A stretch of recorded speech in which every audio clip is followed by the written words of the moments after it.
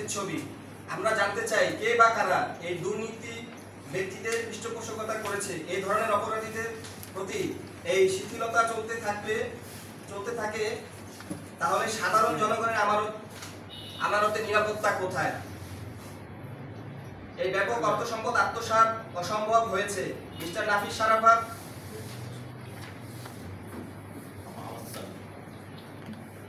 এখন আমাদের দাবি সমস্ত আমানতকারীদের অর্থ ফেরতের জন্য বাংলাদেশ ব্যাংকের পক্ষ থেকে একটি নির্দিষ্ট সময়সীমা রোডম্যাপ প্রকাশ, বাংলাদেশ ব্যাংক ও দুদকের মাধ্যমে একটি পূর্ণাঙ্গ নিরপেক্ষ তদন্ত যার আওতায় থাকবে চৌধুরী নাফিস সারাফাত, তারেক রেওয়াজ খান সহ সংশ্লিষ্ট ব্যক্তিদের অবিলম্বে অভিযুক্ত দেশ থেকে নিষেধাজ্ঞা, পাসপোর্ট বাতিল এবং সম্পদ জব্দের নির্দেশনা। এটি টাকা আত্মসাতের এবং চুরির বিষয় নয়, এটি বাংলাদেশের আর্থিক ব্যবস্থার প্রতি মানুষের আস্থা পুনরুদ্ধারের বিষয়। এটি ন্যায় বিচার, জবাবদিহিতা এবং আইনের শাসনের বিষয়। আমরা মিডিয়া, সুশীল সমাজ, নিয়ন্ত্রক সংস্থা, আইন প্রয়োগকারী বাহিনীর কাছে অনুরোধ জানাই, আমাদের পাশে দাঁড়ান আপনারা।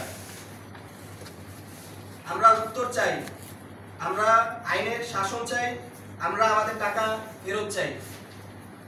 থ্যাংক ইউ, ধন্যবাদ সবাইকে।